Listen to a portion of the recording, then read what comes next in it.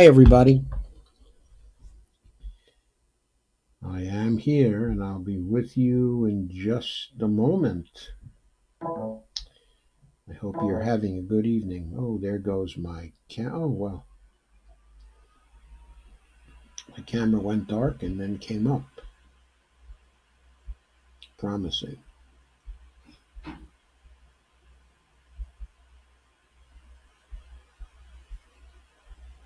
Okay.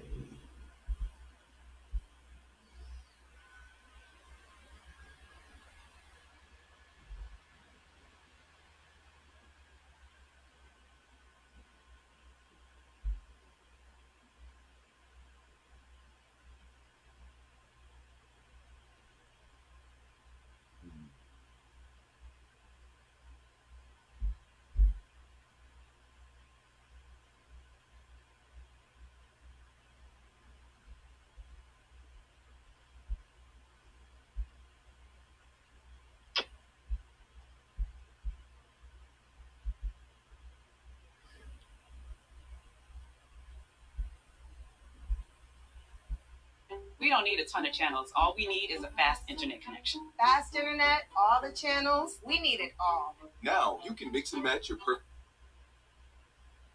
iOS plan with internet starting at just $39.99 per month. Boom, sign me up. Only on Verizon. Sorry about the background noise here.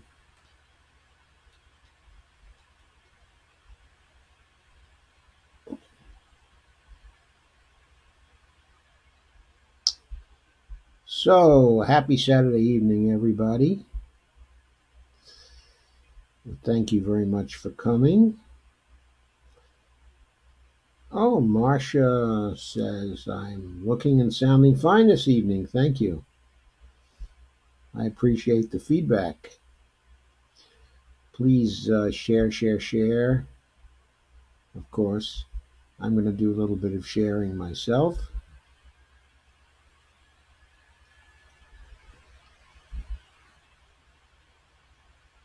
Hmm.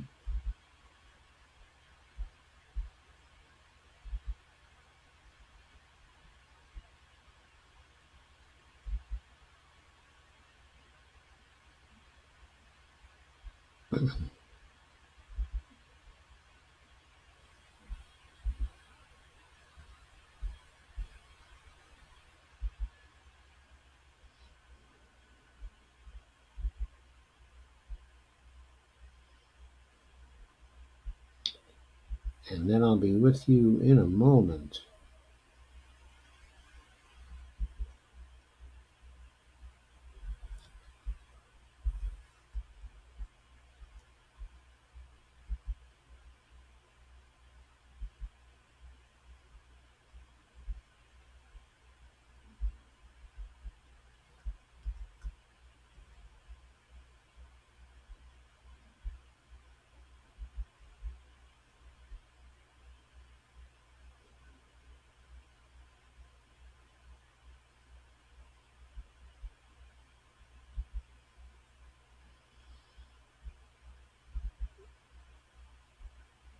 Just one more and I'll be with you.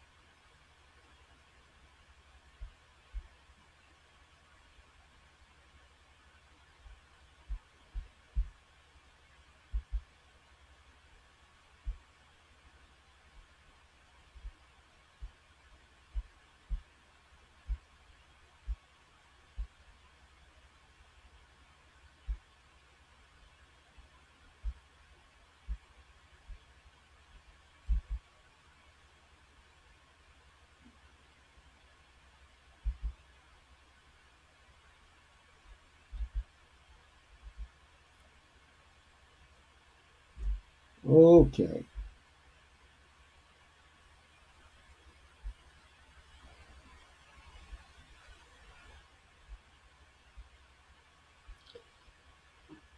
So, hi everybody. If there was an echo, I think I just got rid of it. So please give me some feedback on that.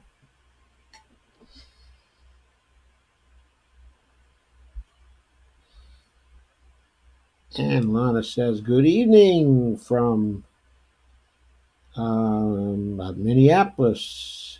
Sandy says hi. Dolores says hi. Kay says hi. Hi, Kay. Hi, Dolores. Bonnie says hi. And Marsha Quinn Noren says, I'm looking good. And there's Rob Rivera saying, hey, Yoda. Kay says, just unfriended an FB friend for Bernie bashing. I'm all done with people like her. She can voice her opinion without the bashing. Rob said, damn, Bernie got his ass handed to him. Rob said, I knew Bernie was going to lose today, but I didn't expect it to be this bad.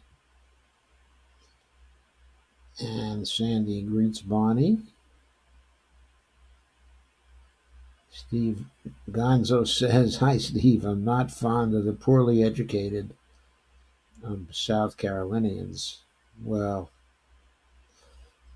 they've been depressed and repressed again for years and years and years. Russ Gallman has joined. Hi, Russ. Nice to see you. And Dolores and Karen Reese have joined again. Hi, Karen. Nice to see you. Sandy says, no echo. Thanks. Sandy says, echo. First there's no echo, and then there's an echo. Do I have an echo right now? I'll double check my sound settings. And Marsha asks, are there enough results in to be certain? There are enough results in to be certain that Joe Biden has won. I think all the exit polls also were showing that he was likely to win. I do think the margin of victory at this point seems to be, Sandy says no echo, great. And thank you, Joy. And Russ says no echo, thanks. Okay. So, from what I saw with 54% of the results in, Joe Biden was ahead of Bernie by 50-19. But Bernie looked like he was in a pretty secure second place, which means he will get some delegates. He was over 15%, so he will get some delegates. Rob reports at 68%, Biden is at 49.6%, Bernie is at 19.3%. That was roughly the situation at 54%. I think Joe Biden was actually at 50 point something at 54%. Now he's at 49.6%. So he's falling a bit. Now, it may be looking as bad as it looks for Bernie because the state people in the party may be deliberately reporting the results from the precincts that were likely to favor Joe Biden first. In other words, the kind of trick they pulled in Iowa, where they reported the results for areas that were likely to be stronger for Pete, than for Bernie, and held out all the good Bernie areas until the end. So something like that may also be going on here. Right now, the results we've gotten are out of whack. Rob says I have no sound. Is that everybody's experience? Oh, Karen says I hear him. Okay, very good. I think something probably happened with Rob's computer. Anyway, from what I've seen of the exit polls, they were supposed to be more like maybe 40-21 or 40-23 or something like that. I will double check them again and we will see what the exit polls were saying. Now, if it turns out, huh? Oh, thanks, honey. If this is at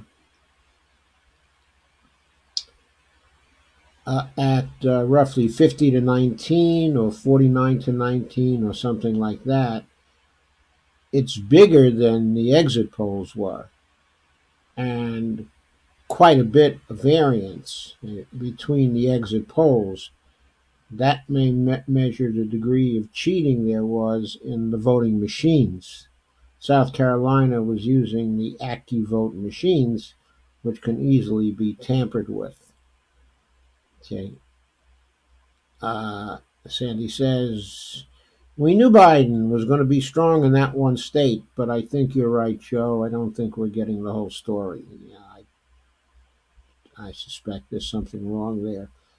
There's considerable skepticism also about the results over at Mi Casa Su Casa as well. And they're pretty savvy over there. So I think it's probably wise to be suspicious, especially with Jim Clyburn basically controlling the state party. I wouldn't be surprised if there was a bit of rigging there. Okay.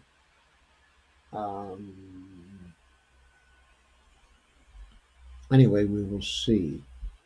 Let me go to.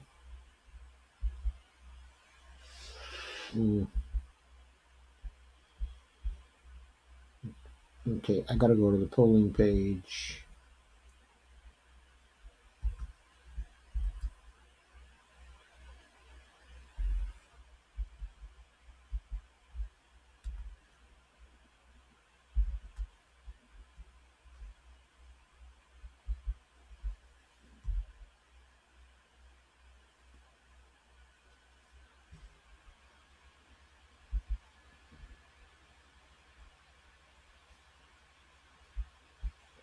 I'll probably be keeping up with this.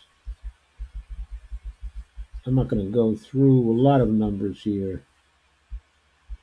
They had some issue numbers here as well.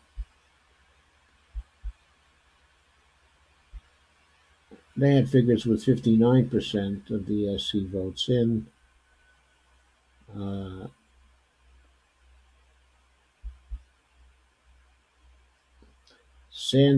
This is the national popular vote figures they're giving here. And Iowa, that's not South Carolina. Let me see. South Carolina primary results with 56% in. They had it at 49.9 and Bernie at 19.3.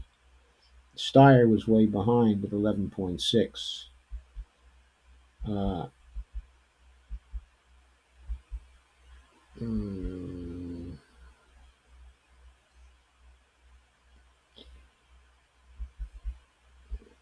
We're getting some exit polls here, but that was for the demographic groups.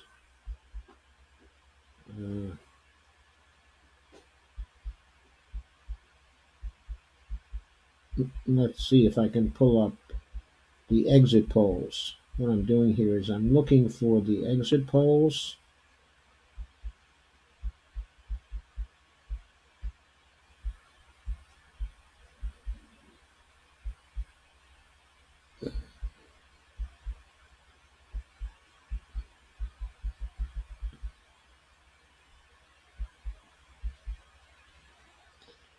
Okay, the exit polls for South Carolina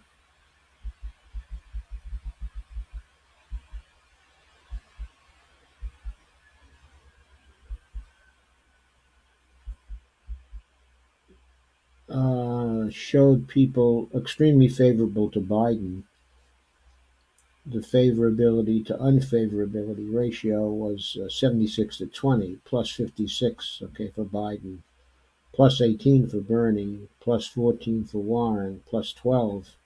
I'm sorry, but plus 18 for Tom Steyer, plus 14 for Warren, only plus 12, okay, for Bernie. The Bloomberg figure is interesting. He's minus 40 in his ratio in that state. So people there seem to get the message that Mr. Bloomberg is not very good for African Americans. Let's see if I can get the exit polls there. I'm getting the here we go. According to the exit polls from CNN, Biden was at 45% and Bernie was at 21%. So it may be that when they finish counting all the votes, that the exit the poll numbers will be close to the 45 to 21. If they're now at basically 49.6 to 19.3%, they're not that far away from the exit polls. So if they were withholding the favorable Bernie precincts until the end, then he probably would be able to pick up some more votes and finish close to the 45 to 21. Now, what changed since some of the more favorable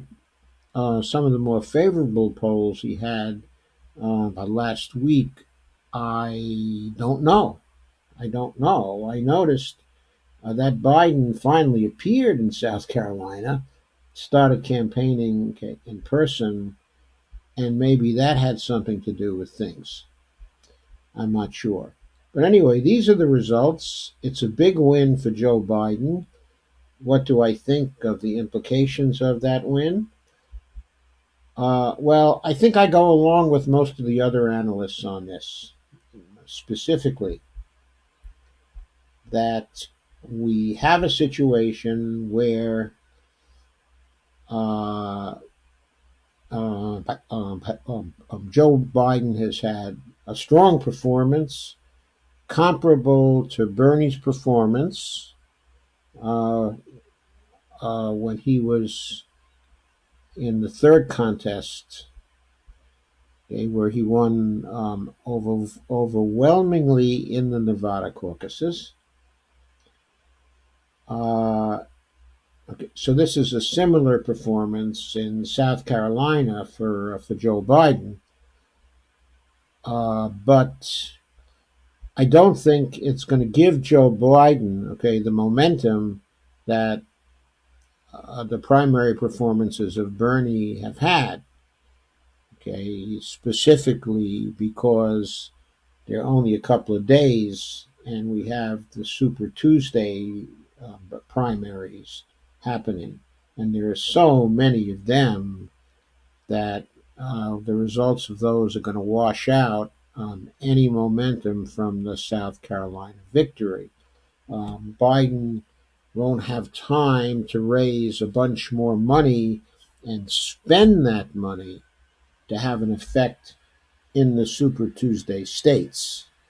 So I think the die is pretty much cast for the Super Tuesday states now, and in particular that Bernie has a big lead in California and has a smaller but still a large lead in the Texas primary.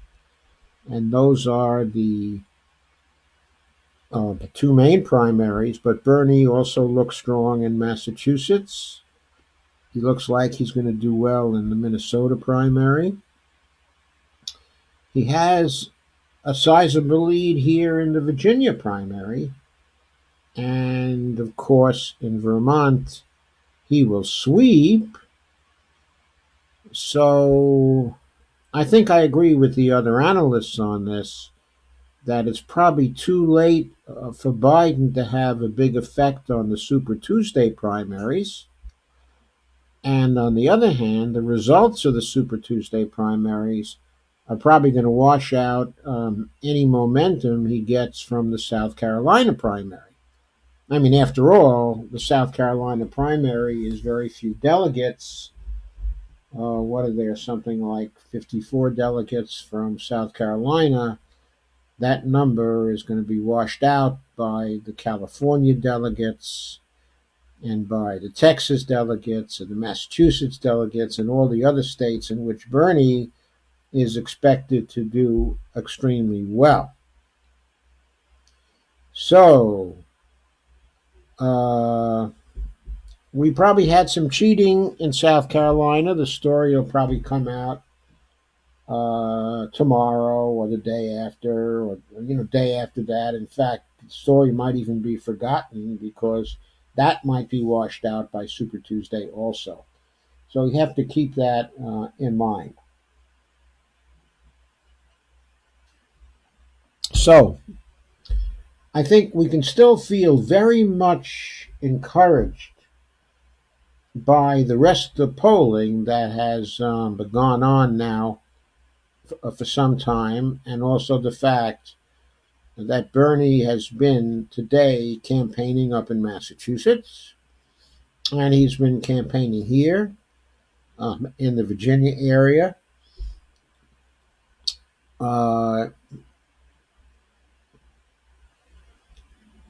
He had a talk at 4 o'clock in Springfield, Virginia, which is just outside, of D.C. And then he went to Virginia Beach, and I think he probably also went to Richmond, as well. I mean, he was all over today. He must have been to 4 or 5 events today. I don't know how the guy does it. He's just incredible. He's incredible. But I suppose most probably tomorrow he's going to be heading out west. I suspect he'll make another stop in Texas. Then he'll probably meet up with Jane in California. I expect that to happen on Monday. So tomorrow will probably be Texas. And Monday, of course, maybe on Sunday, he'll meet up with her, in Utah. And then they'll go to California together on Monday, but he'll be campaigning probably in the major areas in California, on Monday. So I, think his next 2 days are going to be very active, and I have great confidence that he's going to do extremely well on Super Tuesday. So now, I want to get to the coronavirus, and for that, I'd like to share some pages with you.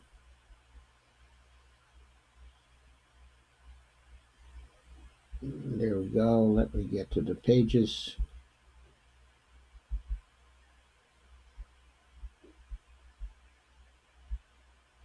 This was an article from Common Dreams on the 27th, 2 days ago. This was about the implications of the coronavirus threat for Medicare for All and universal paid sick leave.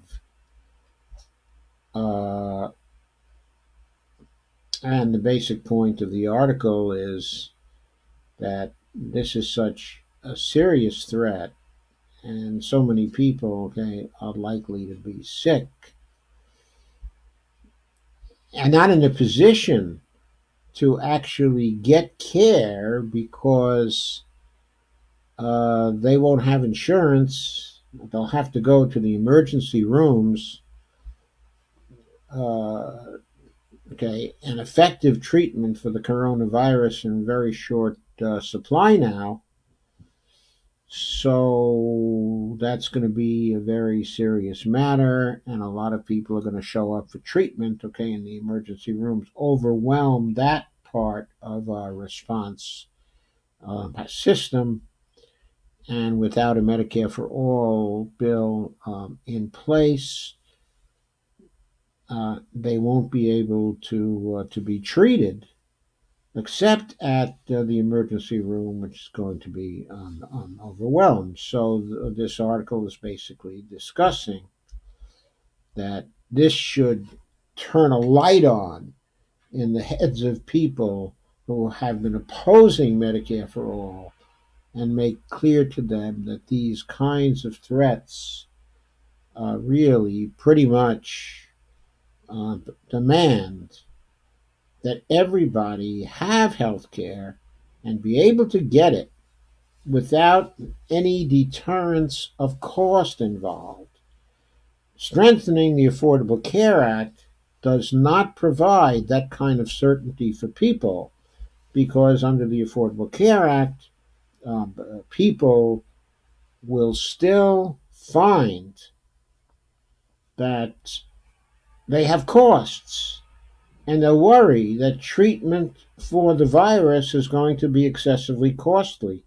And if they can't afford it, a lot of them are going to just say, oh, gee, I'm not going to get out of bed. I'm going to ride this through, which means that we would get a lot of unnecessary fatalities and things will not actually go well.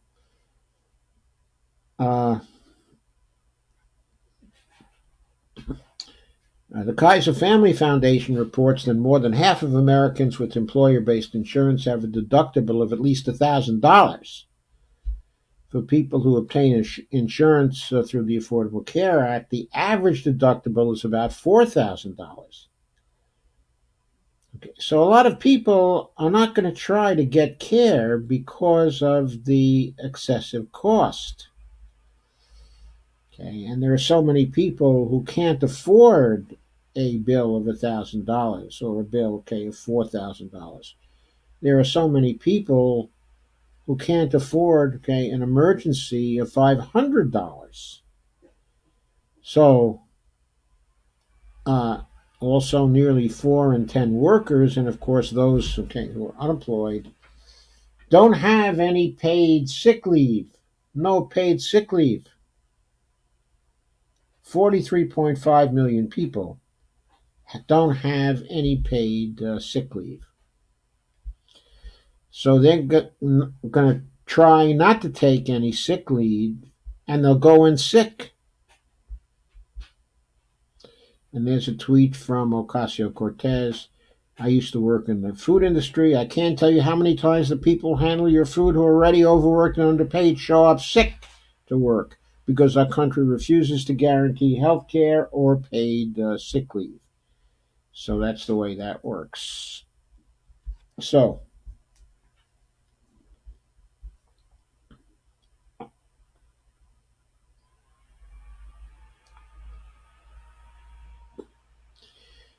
and Robert Reich tweeted, people most likely to ignore symptoms of flu or coronavirus and continue working lack 1 sick leave, 2 good health insurance, 3 unemployment insurance, or 4 eligibility for food stamps, for Medicaid, or public assistance, okay, unless they work. In other words, most Americans. And he pointed that out. And Helene Olin of the Kaiser Foundation wrote, M4A, okay, a Medicare for All, is usually presented as a moral argument, but this situation is not simply immoral. It also leaves the United States at a major disadvantage when it comes to combating global pandemics. It certainly does. So this is about basically the pandemic boosting the argument for a sufficient amount of paid leave to handle anything like this. And in addition, for having a Medicare for All program.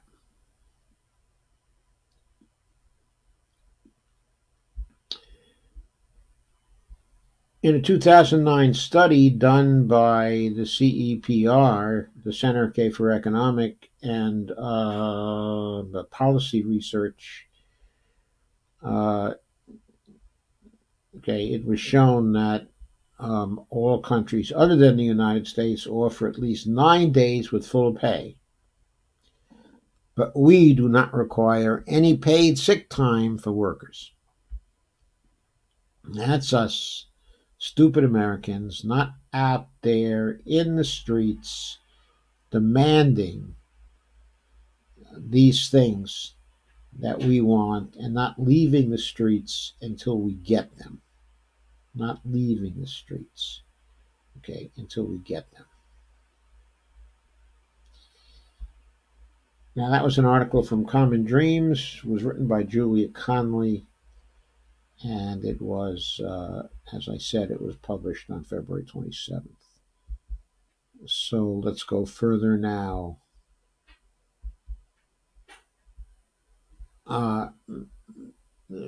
Here again is something with a political slant.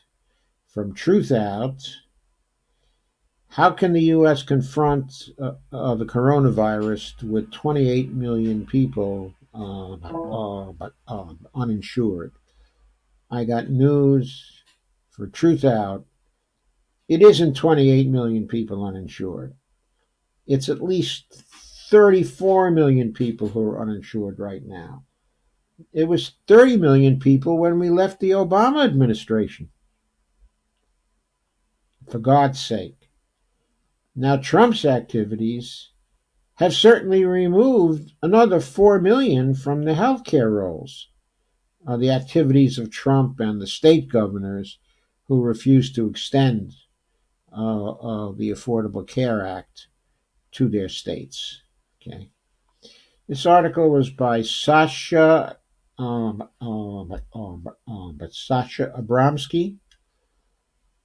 a correspondent for Truthout, and it was also published on February 27, 2020. And I'll put that up on Clearly so you can see it better, see the text better, and in larger type. My camera has gone out. Please excuse me. I should be back now. Let me just double check that. I am back now.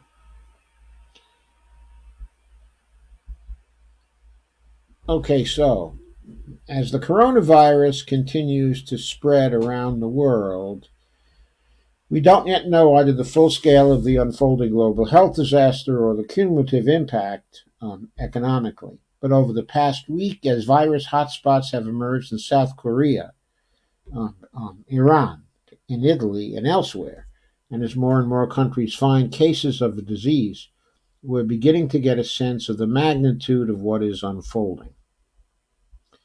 China has spent 2 months trying to contain an outbreak.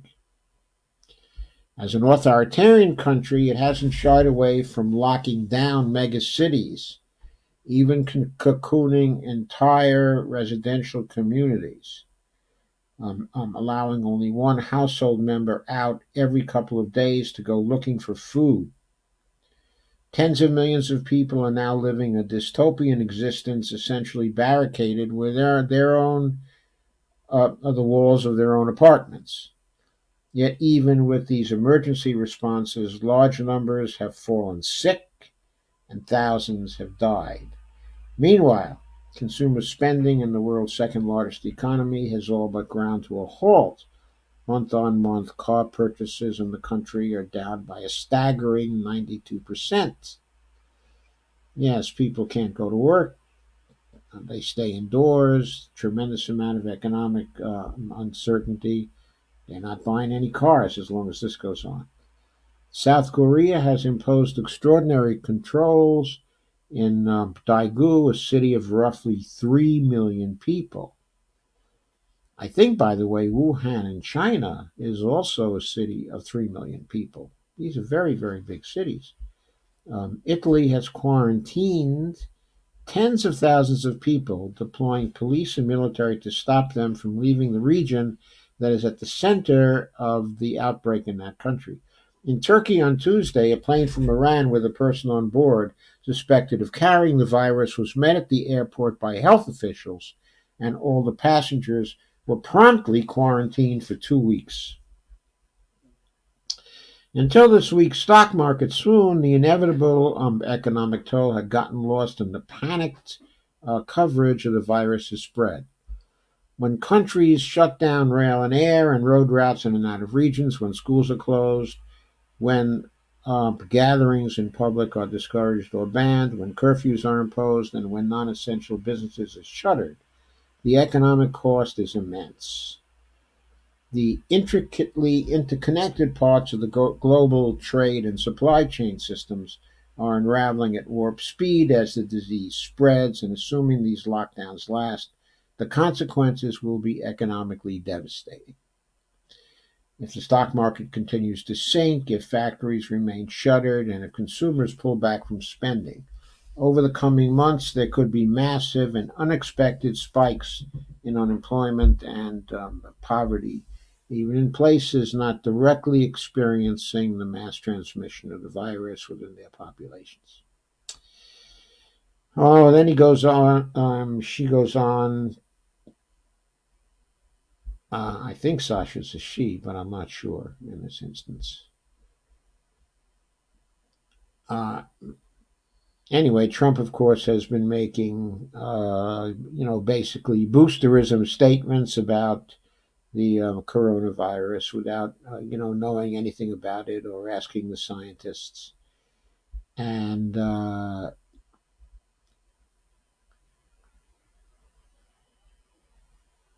what's happening is that investors learned, in other words, after, maybe accepting Trump's statements, they shortly find out that things, are much worse than that, and that triggered panicked stock market selling.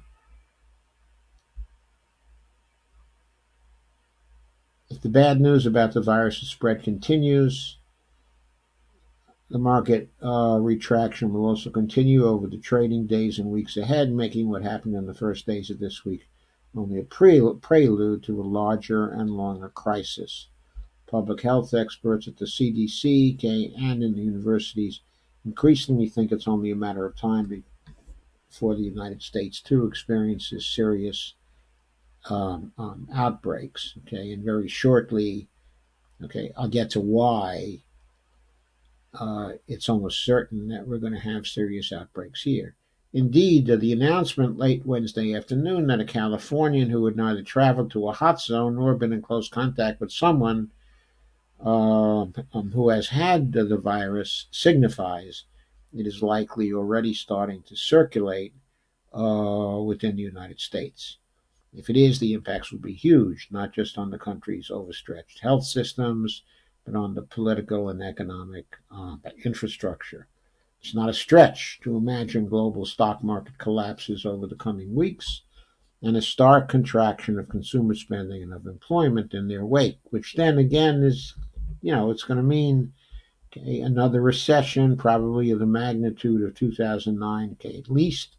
It could even become a depression, as in the 30s, especially if Trump and the Republicans keep trying to work austerity on the rest of the population, except for the very rich.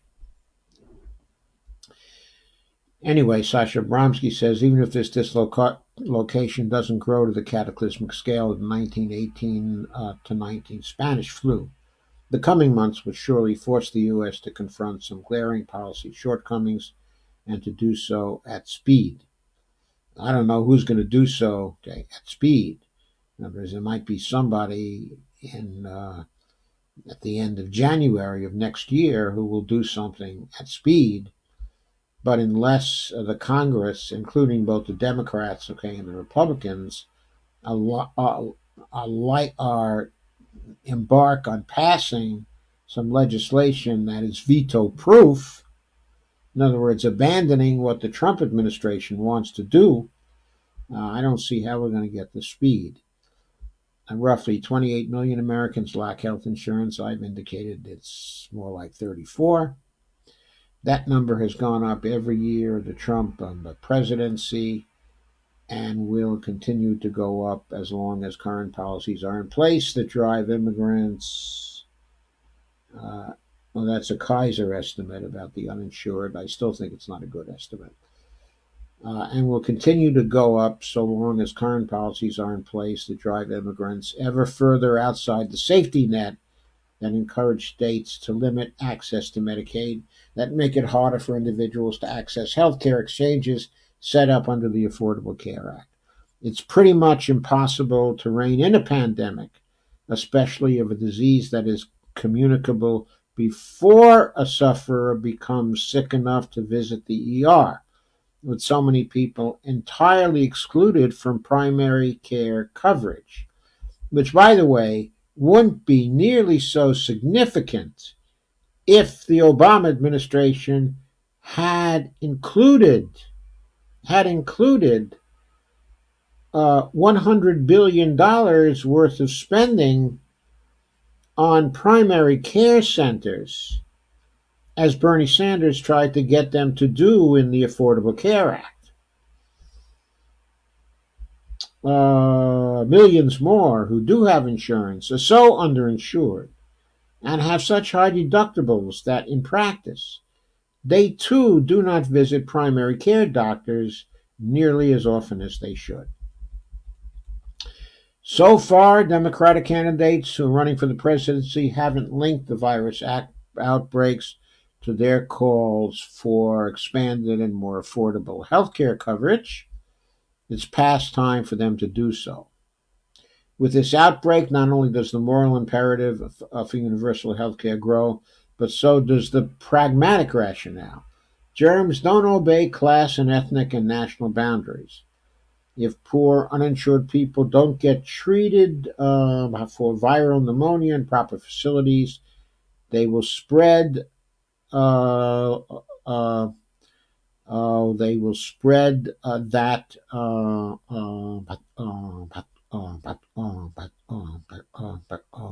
disease throughout the community.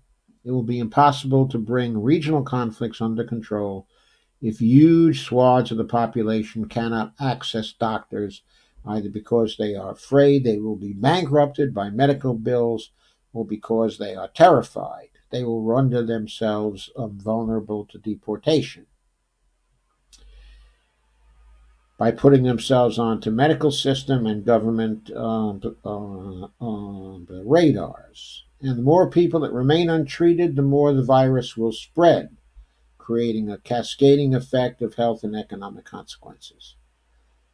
Economically, it would likely prove to be far less expensive to expand health coverage to everyone now, rather than try to clean up the mess of an epidemic made worse by massive numbers of people who are not insured. I mean, this is so obvious. It's so obvious. You don't know why Congress doesn't act tomorrow. Too busy screwing around with their donors. This isn't an issue that can wait for a long policy debate post-election. Now, I'm quoting again. In an emergency, policies have to meet new needs at speed. And right now, there's an unprecedented need to expand the healthcare umbrella to everyone who lives in the United States. But that alone is only one part of a larger puzzle. 40% of Americans are only one missed paycheck away from poverty. They have no or only minimal savings to fall back on, and no cushion for paying monthly bills such as rent, or mortgage, or utilities or car payments in the event of an unexpected economic jolt. If a region in the U.S. were to be locked down in the way that cities have been in China, South Korea, in Italy, and Iran, a vast number of of the residents of that region would be quickly bankrupted, and a large proportion of small businesses that rely on a constant flow of customers would go under. Of course, this isn't just about the individuals, it's about the cascading impact on entire communities.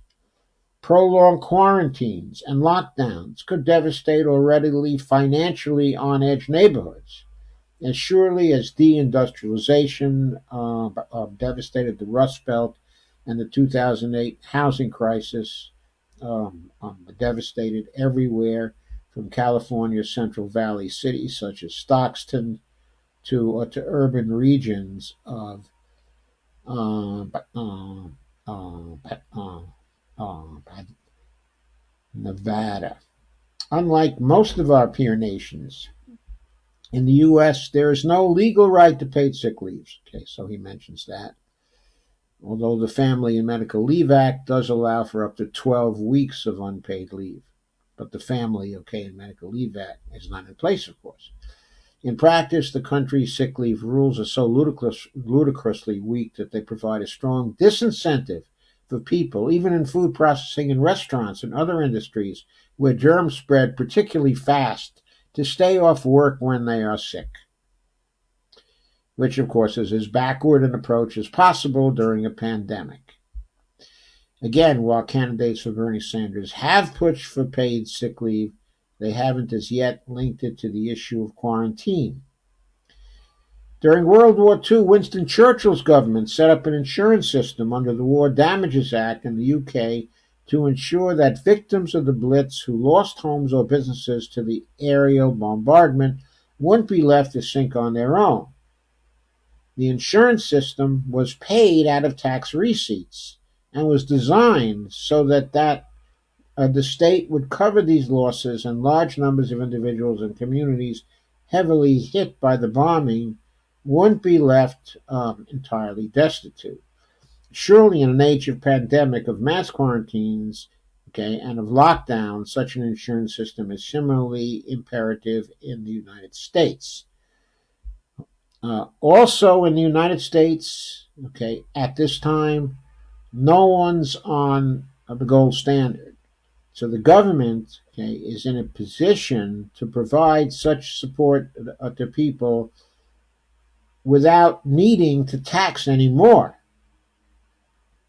without needing to have any so-called receipts. The Congress can simply order the Federal Reserve to mark up the Treasury spending account, so the Treasury can provide the necessary money to cover the losses, of individuals and of communities as a result of the pandemic. Yet nothing in the Trump administration's approach suggests it is thinking big picture. Nothing in their approach suggests they're even thinking. Instead, it's asked Congress to appropriate a relatively paltry $2.5 billion to fight the spread of the virus. Apparently, Congress is coming up with something more in the neighborhood of $6 to $8 billion, and that's becoming a bipartisan effort with Nancy Pelosi actually leading the way in the House. Anyway, skipping on the final paragraph, we're on the edge of the unknown, facing the possibility of a pandemic and accompanying economic dislocation on a scale not seen for generations. In the face of this, big and bold policy responses will likely be required, and required fast. Unfortunately, the Trump administration doesn't inspire any confidence that it's up to this enormous task, and that, of course, is absolutely true. Now, here are some other very, very important things to consider, if that's not scary enough. An article appeared in The Atlantic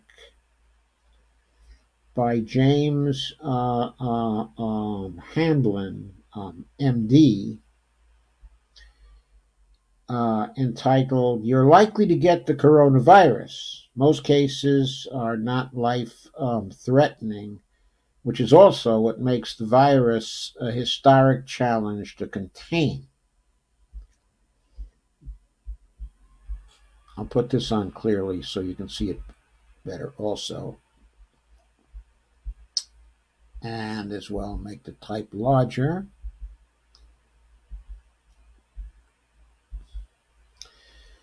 So in May 1997, a 3-year-old boy contracted what at first seemed like the common cold. His symptoms, sore throat, fever, and cough, persisted for 6 days. He was taken to the Queen Elizabeth Hospital in Hong Kong. His cough worsened there, and he began gasping for air. Despite intensive care, the boy died. So people were puzzled, and they sent a sample of the sputum of the boy to China's Department of Health, but their testing protocol couldn't fully identify the virus that had caused the illness.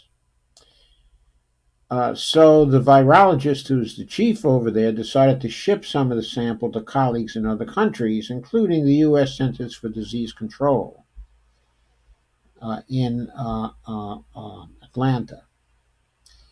The boy's sputum sat for a month, waiting for its turn in a slow process of antibody matching analysis. In other words, they have too few personnel there, right? And too little equipment there. Even back in the Clinton administration, they were undoubtedly underfunded, so we could run a surplus. The results eventually confirmed that this was a variant of influenza, the virus that has killed more people than any in history. But this type had never before seen in humans. It was H5N1, or the avian flu, discovered 2 decades prior, but known only to infect birds.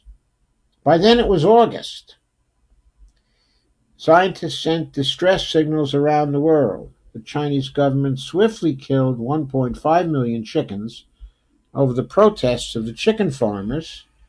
Further cases were closely monitored and isolated. By the end of the year, there were 18 known cases in humans. 6 people died. So very serious. There was a fatality rate at that point of 33%. The author goes on. This was seen as a successful global response. The virus was not seen again for years. Containment was possible because the disease was so severe. Those who got it actually became extremely ill. H5N1 has a fatality rate of about 60%, as a matter of fact. So it wasn't even 33%. It was 33% in the 18 cases. But when they got a larger number of cases, it turned out to have a fatality rate of 60%. As the author says, if you get it, you're likely to die. Yet since 2003, the virus has killed only 455 people. That's because it's been contained and there haven't been too many cases. So a general rule, the more lethal a virus is immediately, the more likely that it's going to be contained. The much milder flu viruses, by contrast, in other words, the other flu, the kind that we are inoculated against every year, kill fewer than 0.1%, 0.1% of the people they infect on average. But the more mild flu viruses are responsible for hundreds of thousands of deaths each year, because since they're milder, the symptoms are milder, they're not so easy to detect. When people get symptoms, then they're more likely to recover, of course, but when 0.1% of them will die, and So there's so much flu out there that on a worldwide basis, 1/10, okay, of 1% of them but still die. I'm coming on again. I know it went off. Several illnesses caused by viruses such as H5N1 also means that infected people can be identified and isolated that they died quickly. They do not walk around feeling just a little under the weather, seeding the virus. The new coronavirus has been spreading around the world, can cause a respiratory illness that can be severe. A disease known as COVID-19 seems to have a fatality rate of less than 2%, exponentially lower than most outbreaks that are making the news on a global basis. The virus has raised alarm, not despite that low fatality rate, but because of it. Coronaviruses are similar to influenza viruses in that they both contain single strands of RNA. For coronaviruses commonly infect humans, causing colds. These are believed to have evolved in humans to maximize their own spread, which means sickening but not killing people. By contrast, the two prior novel coronavirus outbreaks, SARS and MERS, were picked up from animals, as was H5N1. These diseases were highly fatal to humans. If there were mild or asymptomatic cases, they were extremely few. Had there been more of them, these two diseases would have spread widely. Ultimately, SARS and MERS each killed fewer than 1,000 people on a worldwide basis, but not very much. Okay. And of course, the same was true, okay, with the avian flu. It killed, over the years, only 455 people, even less. COVID-19 is already reported to have killed more than twice that number. That is twice the 1,000 people. 2,000 people. More than 2,000 people. With its potent mix of characteristics, this virus is unlike most that capture popular attention. It is deadly, but not too deadly. It makes people sick, but not in predictable, uniquely identifiable ways. Last week, 14 Americans tested positive on a cruise ship in Japan despite feeling fine. The new virus may be most dangerous because it seems it may sometimes cause no symptoms at all.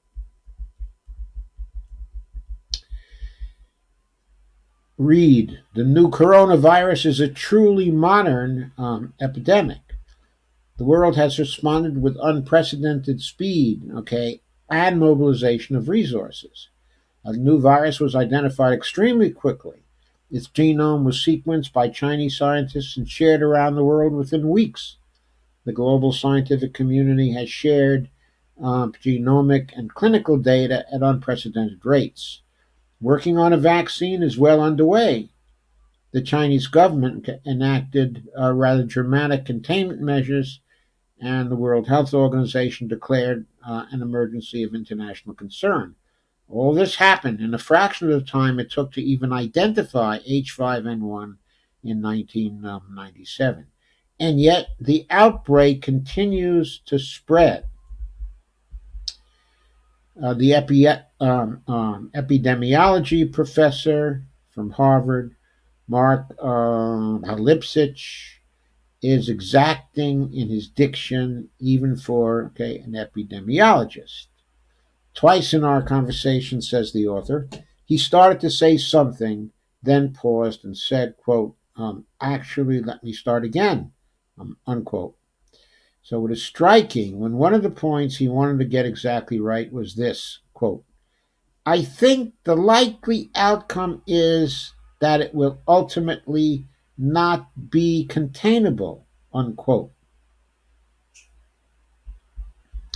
Containment is the first step in responding to any outbreak.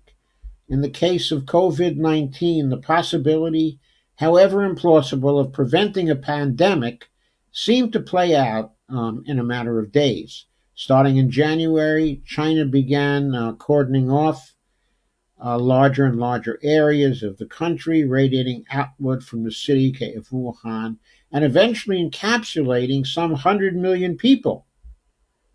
People were barred from leaving home and lectured by drones if they were caught outside.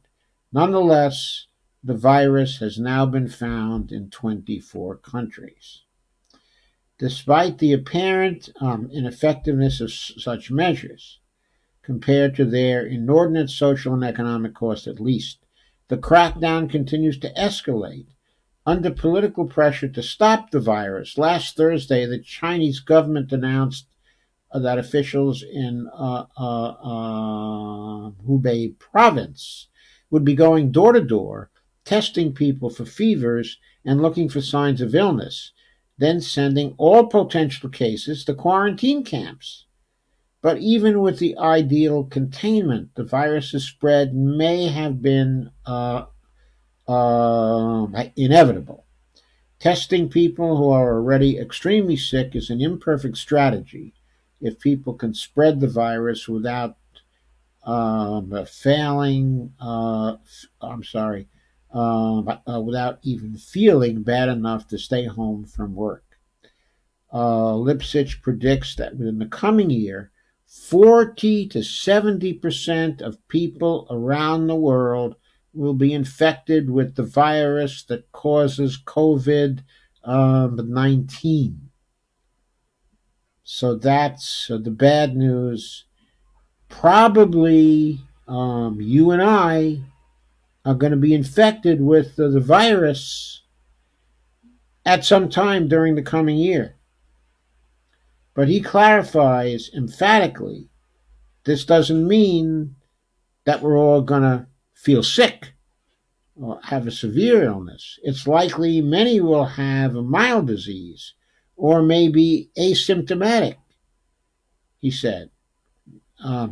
As with the flu, which is often life-threatening to people with chronic health conditions and of older age, most cases pass without any medical care. And he points out overall about 14% of people that have the flu have no symptoms. Lipsitch is far from alone in his belief that this virus will continue to spread widely. The emerging consensus among the epidemiologists is that the most likely outcome of this outbreak is a new seasonal disease, a fifth endemic coronavirus. With the other four, people are not known, to develop long-lasting,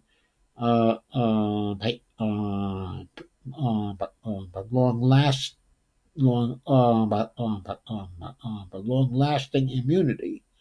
If this one follows suit, and if the disease continues to be as severe as it is now, cold and flu season could become cold and flu and COVID-19 season, unquote.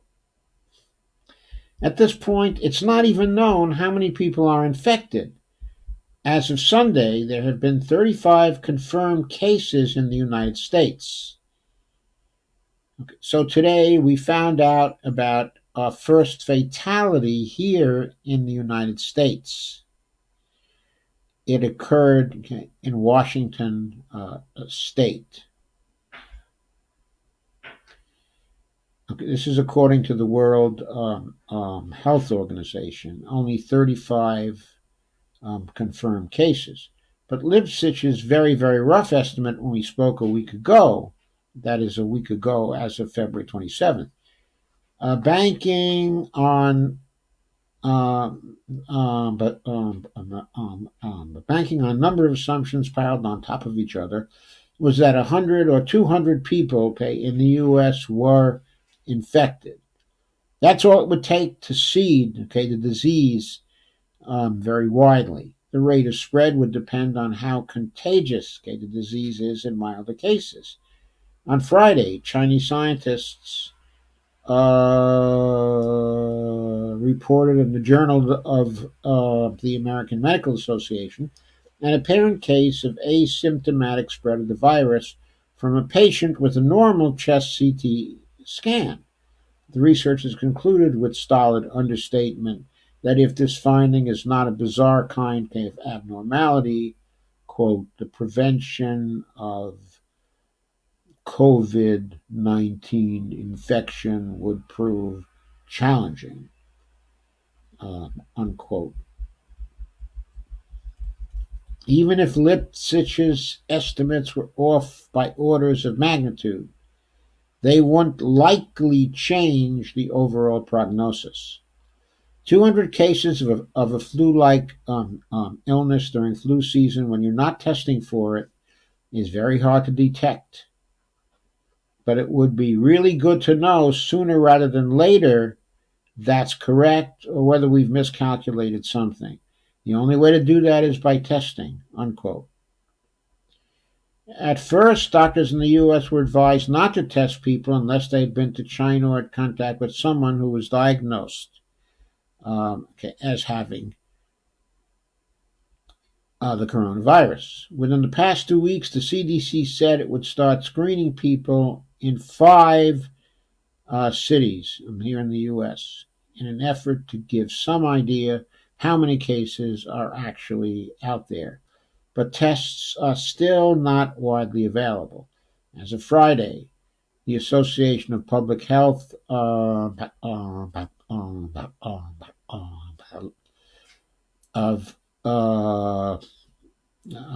the Association of Public Health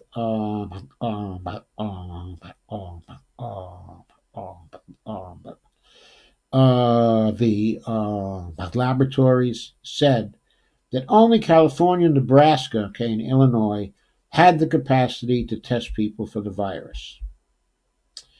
With so little data, prognosis is difficult, but the concern that this virus is beyond containment, that it will be with us indefinitely, is nowhere more apparent than in the global race to find a vaccine, one of the clearest strategies for saving lives, in the years to come.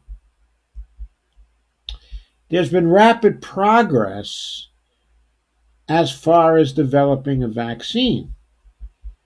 And also genetic sequencing is now extremely fast. Making vaccines, though, is as much an art as a science. It involves finding a viral sequence that will reliably cause a protective immune system type of memory, but not trigger an acute inflammatory response that would itself cause symptoms. While the flu vaccine cannot cause the flu, the CDC warns that it can cause some flu-like symptoms. Hitting the sweet spot requires testing, first in lab models, in animals, and eventually in people. One does not simply ship 1 billion viral gene fragments around the world to be injected into everyone at the moment of discovery. A company known as Inovio isn't the only small biotech company venturing to create a sequence that strikes that balance. There are a number of other companies involved. Academic researchers are also on the case at Imperial College in London, and other universities, as are federal scientists in several countries, including at the United States. The NIH, Anthony Fauci, the head of the NIH's National Institute of Allergy and Infectious Diseases, wrote in JAMA in January that the agency was working at historic speed to find a vaccine. During the SARS outbreak in 2003, the researchers moved from obtaining the genomic sequence of the virus and into phase 1 clinical trial of a vaccine in 20 months. Fauci wrote that his team has since compressed that timeline to just over 3 months for other viruses. And for the new coronavirus, they hope to move even faster. So all that, okay, is good. However, in the meantime,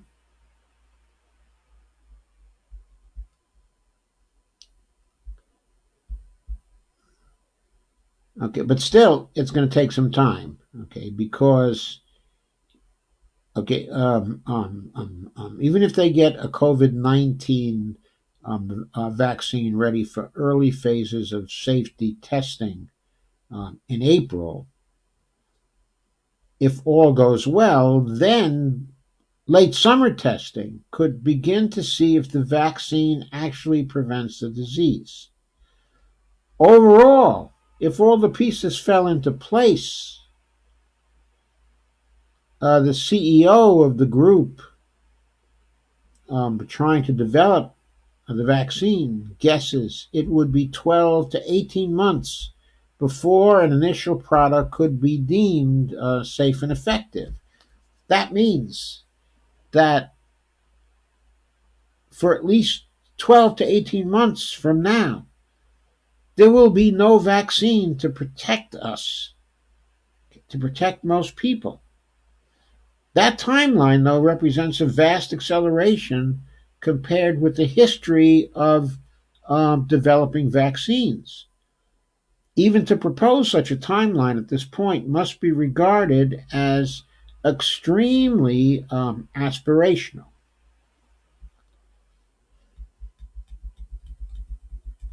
Even if that idyllic year-long projection were realized, the novel product would still require manufacturing and also distribution. An important consideration is whether the underlying approach can then be scaled to produce either millions or even billions of doses in coming years, Hatchett said.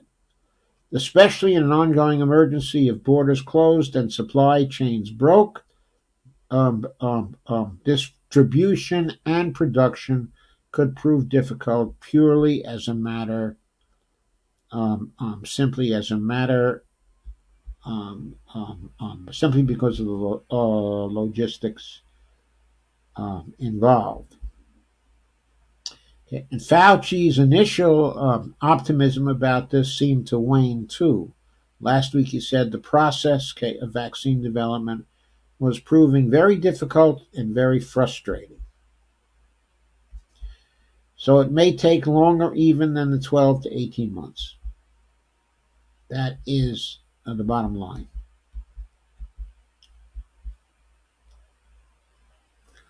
There were also no global pharmaceutical companies, as of last week, that had yet decided to step up and commit to making the vaccine.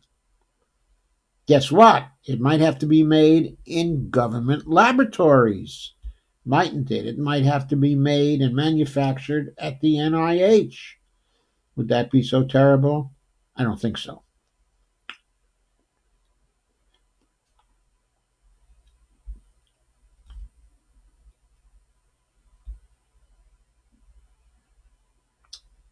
Also, there's another possibility here. Okay, since the coronavirus is at its core a very simple virus that contains single strands, okay, of RNA, this viral class is likely to mutate, and so vaccines may need to be in a constantly developing state. As with the flu, I'm sure you've noticed that the flu vaccines have to change, okay, from year to year because the flu, okay, is mutating. Well, it may be that COVID-19 is also going to be mutating, and that we'll have to be continually producing vaccines to fight it. So, Jason Schwartz, okay, an assistant professor at Yale School, okay, of Public Health, says, if we're putting all our hopes in a vaccine as being the answer, we're in trouble. And that's a thought okay, that I want to leave you with in terms, okay, of this particular article. Uh, we need more than vaccines. We need ways of treating the coronavirus right now.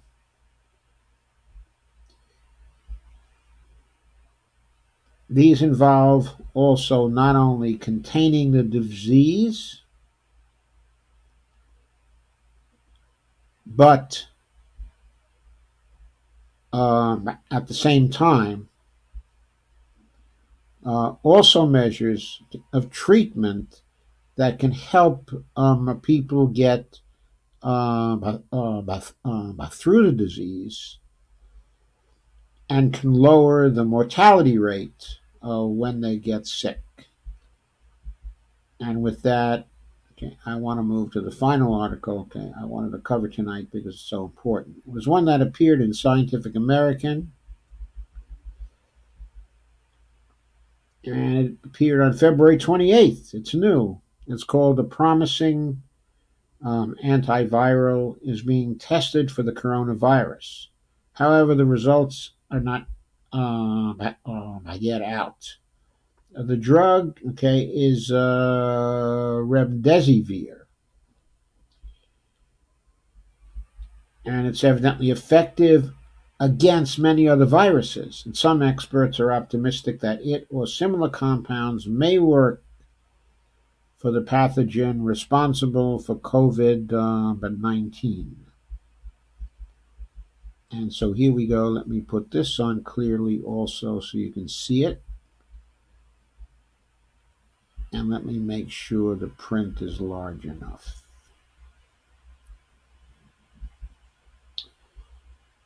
So, skipping by some of the background,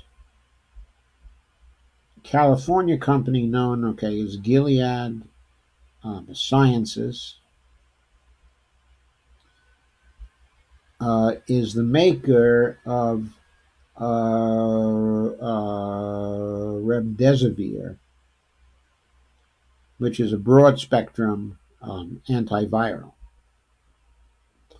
But they have to do rigorous controlled studies to be able to confirm the possibility. At the time of this writing, the article points out, the COVID-19 outbreak has sickened more than 82,000 people globally and killed more than 2,800 of them.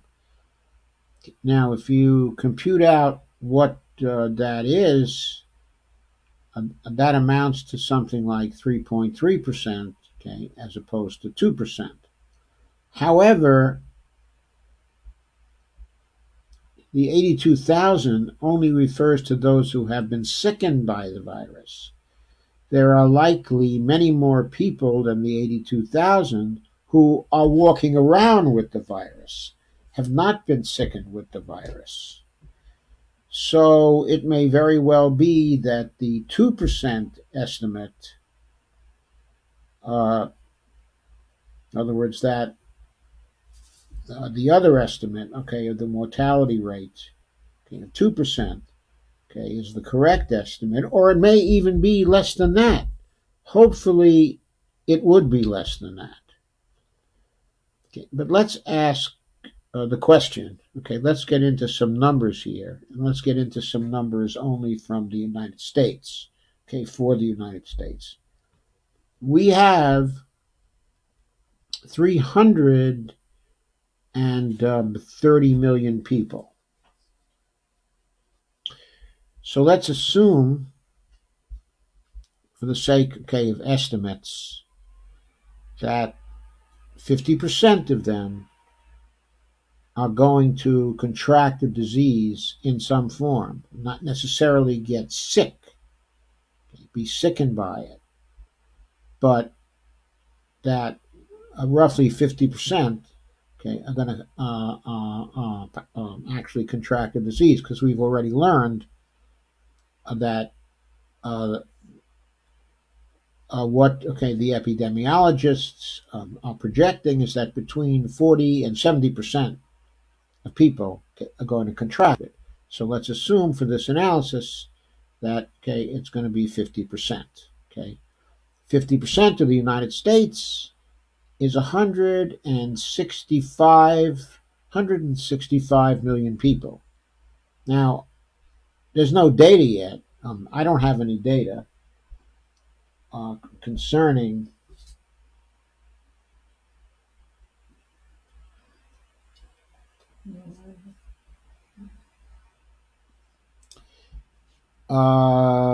there's no data concerning how many more people are running around with the virus than the 82,000 that have been sickened. So I don't really have any hard estimates on whether the 82,000 means that, let's say 164,000 have contracted it, or whether 1 million, have already contracted it. It's quite possible, that it's 1 million. In other words, it's quite possible that the fatality rate is much lower than 2%. What I'm saying is, we don't know the fatality rate yet from these data. We know, that there are 82,000 who were sickened by it, and 2,800 of them have died. And that's roughly, I think, 3.5%. So, but for the sake of argument and for the sake of thinking about this, let's say the fatality rate is actually 2%. So what is 1% of 330 million?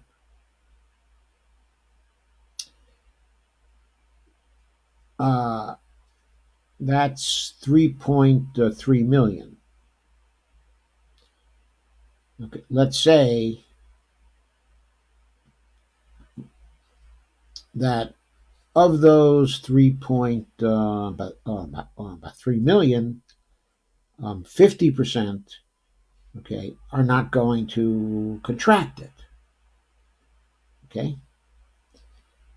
So that means that we would have 1.65 million. If we double that to 2%, we come out with 3.3 million Americans who are going to die over the next year, most likely going to die over the next year. That's a huge amount. We need to have direct treatment, obviously. The more than 80 clinical trials being conducted in China involve drugs that were developed to treat illnesses such as HIV/AIDS, and Ebola, and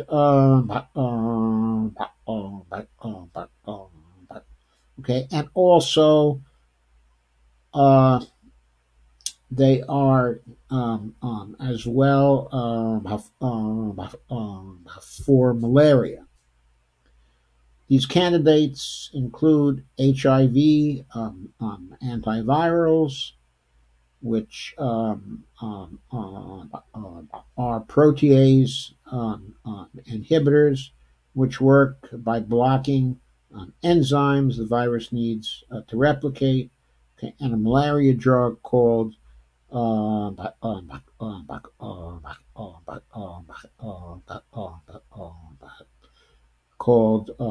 chloroquine, which is not an antiviral, but has shown some degree of efficacy in a lab dish. in treating COVID 19. Yet experts say drugs that specifically target other pathogens are unlikely to work sufficiently well. And then there are some more statements about why this is true. They're not relevant, okay, to my train, okay, of thought here. But what is relevant is that there are 3.3 million Americans, based on this analysis, that potentially, okay, are on the hook for becoming fatal over the next year. So we need these treatments that they're working on to be tested, to be developed, and to be used, to be manufactured very quickly. We're going to need this done over the next 2 or 3 months. Okay, and during that time,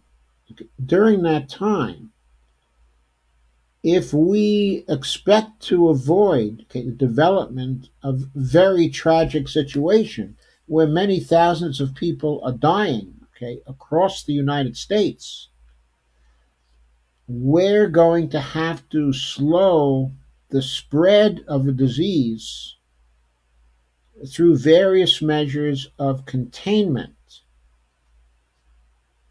and various kinds of cautions that people take.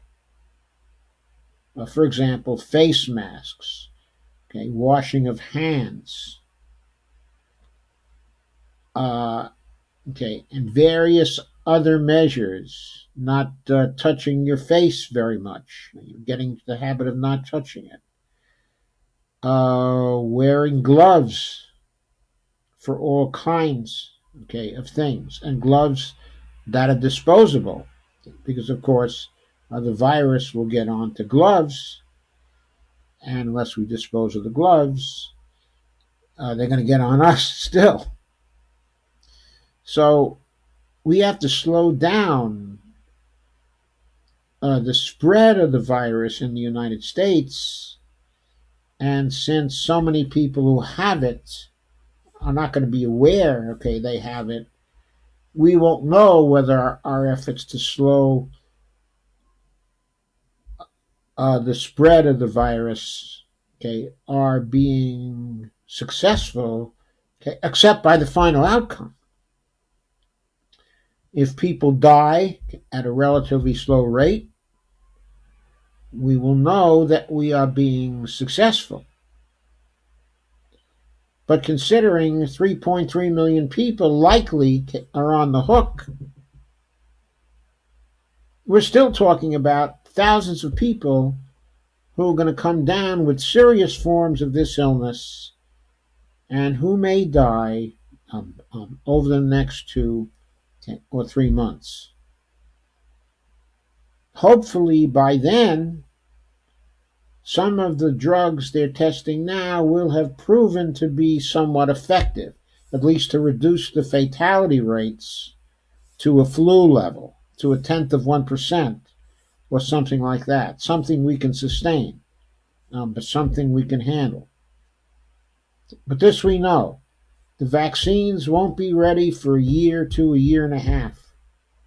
So, in the medium term, we're going to need the antivirals and the other drugs that could possibly be somewhat effective in reducing the severity of the disease and helping people to cure themselves from it. That's certainly going to be necessary within a few months. For now, there's nothing we can do except do everything we can to contain the disease.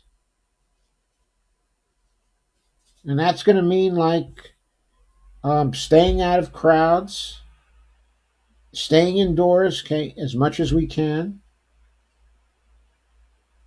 and the various cautionary measures taken inside of the home, okay, or with friends, okay, or at work.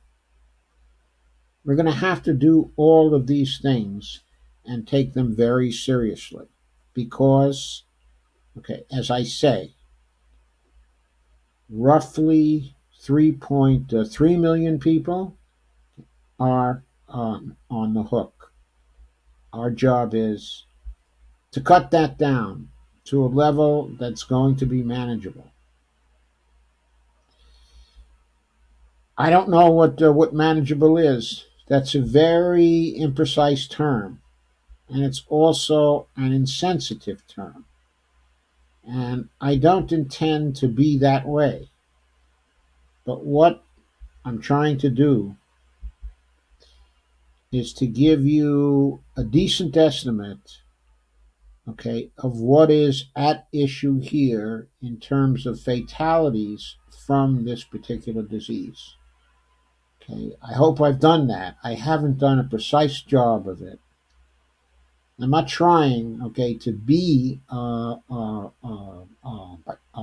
alarmist. Uh, from the standpoint of the sustainability of the United States, if the government were to operate, okay, within an emergency situation, we could sustain losses of 3 million people, as we could in a very big war. The casualties were much higher in Russia, okay, in the Second World War. And still, the nation was able to stay together. And we can stay together here in the United States.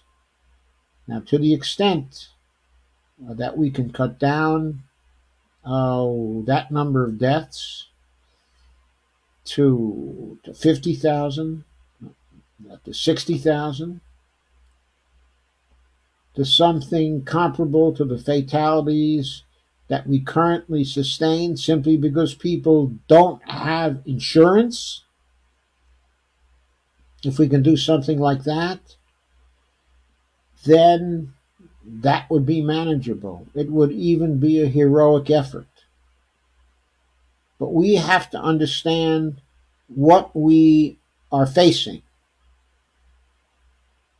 and what the actual reality is here. Now, I'm basing this analysis on very imperfect information that we have now. And this may prove incorrect, but it doesn't sound to me like it's incorrect. Based on the fatalities from the 82,000 people who've already been sickened from the coronavirus.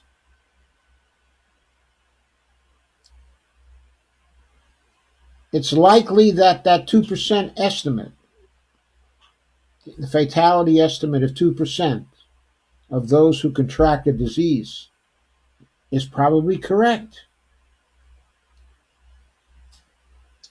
And the epidemiologists have very good models of the spread of the disease.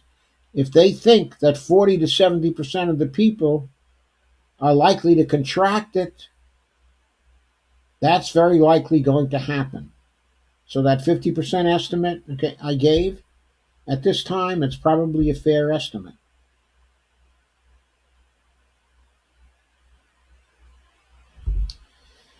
So, I leave you with that particular thought. I will look at your comments now. First, I want to remind you to please share, like, and subscribe when the YouTube video goes up. Okay, the YouTube video is at my channel on YouTube, which is Joseph M. Firestone. And please become a patron of mine at www.patreon.com/Joe_Firestone. Please, please, I need your support. Now I'll consider your comments.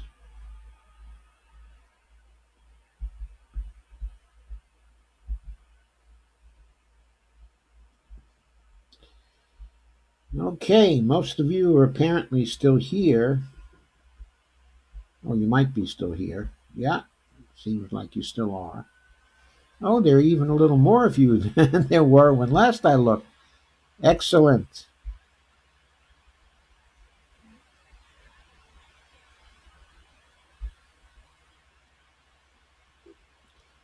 Sandy says, I'm going to send Mayor Bloomberg's the political mail back to him. Kay says, good idea, Sandy. And Devorah's joined, and Sandy says, so maybe I should make a meme. Send back the mail to Bloomberg. What mail did Bloomberg send? And Barbara says, Joe Biden will get crushed by Trump. This is goofy. Yes, I agree. He will get crushed by Trump. But before he gets crushed by Trump, he's going to get crushed by Bernie. In just a few days, Barbara, he's going to get crushed.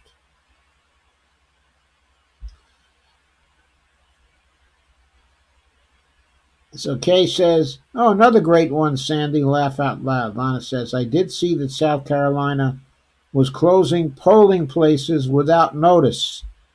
Probably in districts they expected to go for Bernie, right? Didn't you and Bonnie go to see him? No, we didn't go to see him. The venue was changed. And we were also very concerned about the crowds. Why were we concerned about the crowds? Because I am 81 and Bonnie is going to be 81 in just a very few months. And right now, there is no treatment for the coronavirus. There is no treatment. And I didn't want to take the risk, of being in a crowd. When I finally considered it, I decided it wasn't safe for us. Okay, as Lana said, he's supposed to be here in Minnesota on Monday evening. Oh, great to know. That, is very good to know. So maybe he's going to California first, then on his way back, he'll stop off in Minnesota, on Monday evening for one last chop at Amy Klobuchar. That would be wonderful. Lana said, I got a text from Klobuchar's campaign today. I politely said that I was a Bernie supporter. Don't give them any information, Lana. They thrive on information. Make them blind. They shouldn't know it. Who knows? Maybe in their bag of tricks they have a way to keep you from voting.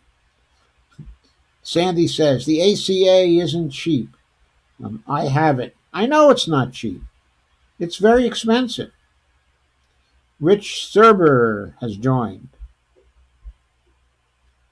Sandy said, but God forbid you need an ambulance. Yep, I know that too. God forbid you need an ambulance.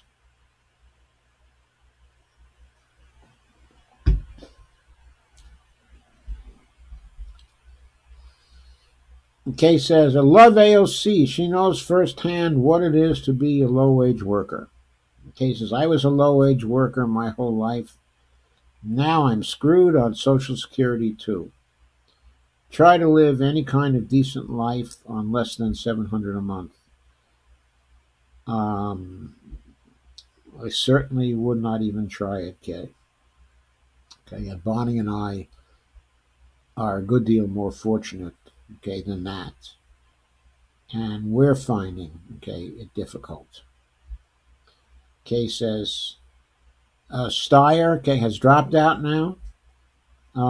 Kay, did he announce that he was dropping out? Because if he did, that's news. Kay says, but Sandy says to Kay, my mom had to move in with me because she couldn't afford to keep her house on her $770 a month. Keep, not Lee. I see. Gary Houck has joined. Russ says, this is not inspiring news. It's concerning news.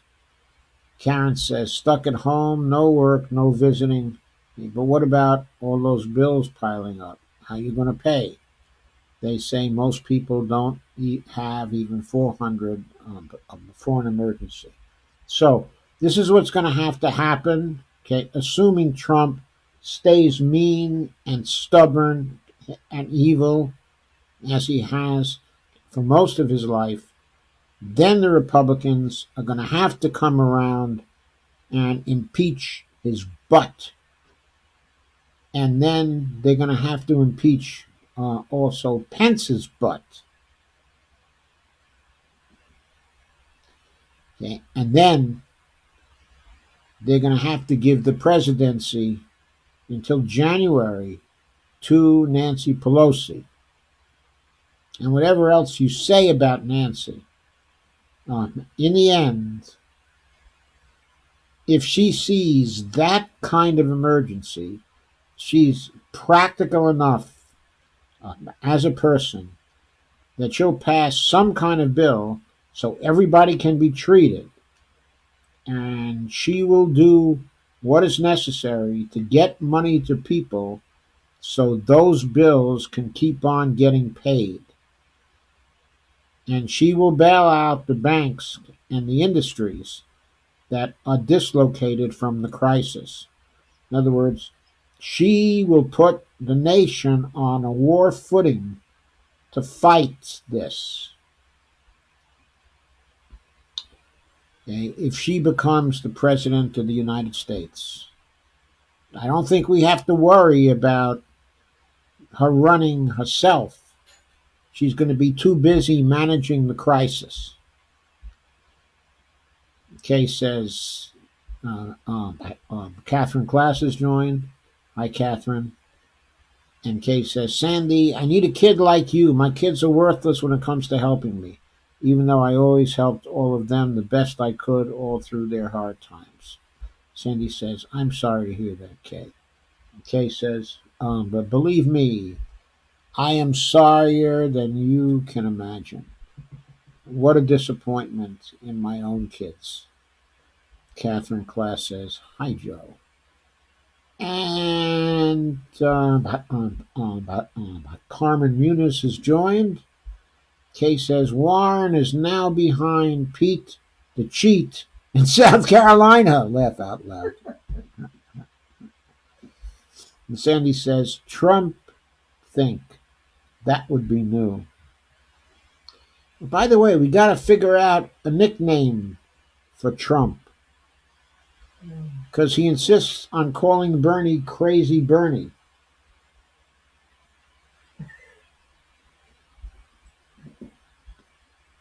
Maybe we should be calling him Dumb John Don.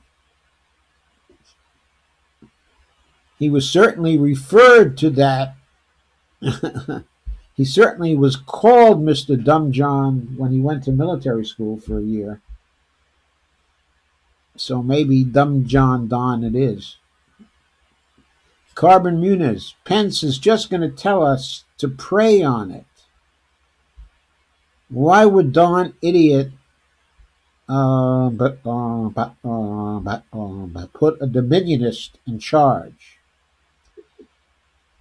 Because he was paying off the right. He was paying off the evangelicals. And he figured that Pence was too much of a coward to oppose him anyway. Sandy said, I was just thinking the same thing, Carmen. Carmen says, I read that going into spring, summer kills the virus. But that's still a high risk. Yeah, I'm expecting that too, that it's like the flu. It will die in the spring and the summer. But that's still a high risk and substantial income gap for people to get sick. Yes, it is. Time. Russell says, I need to study my living will, and testament. Yep, probably a good idea for all of us. Jim Bird has joined, and Karen says, Me too. I'm not in good shape as it is. And Kay says, I have nothing to leave to anyone anymore, but everyone knows I don't want to live sick. Kay says, CNN is posting that Bernie is at 24%. That is not bad for South Carolina. No, I think actually that's good. So, how much did Biden fall to? He's not at 50% anymore, is he? So they were rigging at least the reporting of the account, in the sense that they were waiting until the last to report those districts that were good for Bernie. So he's now gotten as high as 24%. So Biden probably is no longer doubling his total. That is good news. It also means the exit polls were probably not far wrong. Dale Weaver has joined, Steve Day has joined, and Russ says, I've got to call it a night. See you next week, most likely. I certainly hope so, Russell. I'll be back on Monday. I'll be here on Tuesday. I'll be here on Wednesday. And Kay says Bernie is still ahead of Joe in delegates. Yeah, but that's going to be wiped away anyway by Super Tuesday. I think he's going to murder Joe on Super Tuesday. Kay says stay home as much as possible. And Sandy says have a good night, Russell. Kay says I don't think even Medicaid will cover the costs of being checked. But for this virus, I have to check for sure, though. I think probably Medicare will cover the cost. It should cover the cost. I suppose it depends in part on your state. Okay, says yes, Steyer did announce that he was dropping out. Did he say who he was going to endorse?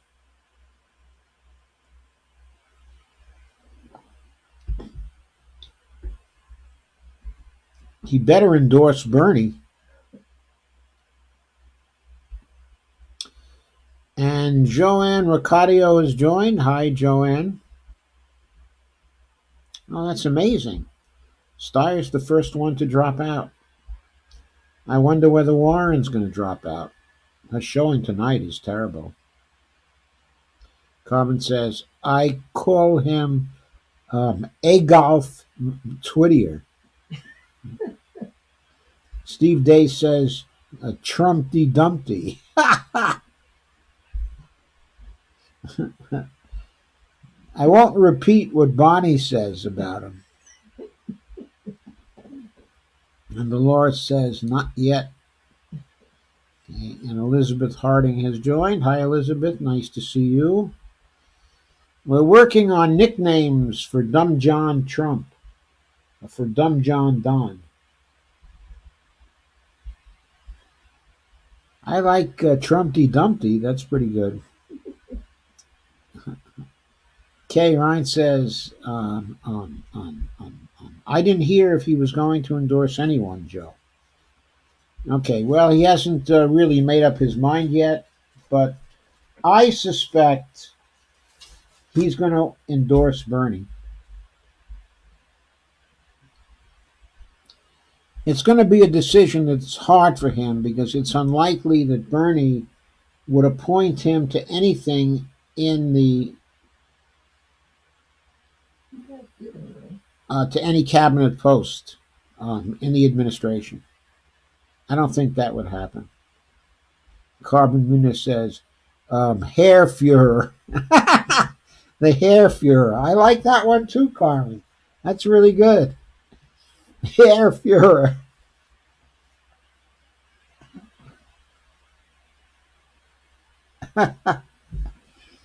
I like Trumpty Dumpty, though. I do like that. Okay, Dolores says, I agree. I think he will endorse Bernie. Sure. I mean, who else is going to do what he wants to have done for the climate? Who else will do that except for Bernie? I think Tom Steyer has two hot buttons. One is civil rights, okay, and improving the situation for blacks. And the second one is the green of the transformation. Okay, and he's not going to get those with anyone except for Bernie Sanders. Now he doesn't agree with Bernie, okay, on Medicare for all, but okay, I don't think his reasons for disagreeing with Bernie, okay, on Medicare for all are reasons, okay, of principle. I think he just wasn't for Medicare for all because he thought it would be a tougher race, that it wouldn't be as expedient, okay, from a political point of view. But I think that now that he's out, I wouldn't be surprised for him even to speak extremely kindly about, okay, a Medicare for all bill. And I think he's with Bernie on the other things. Anyway, this is the last call for comments. I've been on now for close to 2 hours, and it is most probably time to say goodnight. My page is frozen.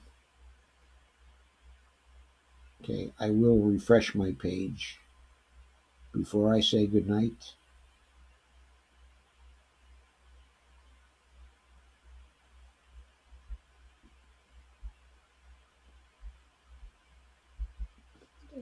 I think I'm still here.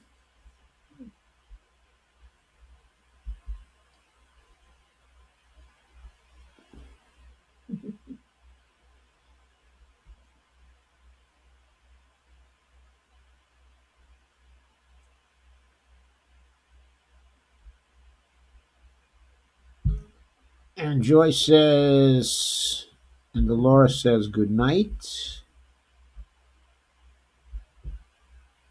And did I miss some comments? There we go.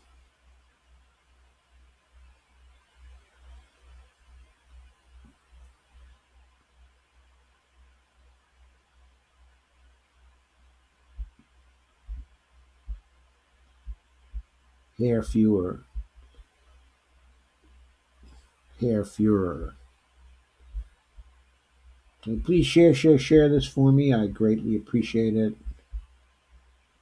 I think the comments got all garbled. I don't know why. Probably when I refreshed the page. I think I missed a few of your comments. If I did, I apologize. I think it's time to say goodnight, however. So have a good one, and I'll see you again on Monday night. Thanks for coming.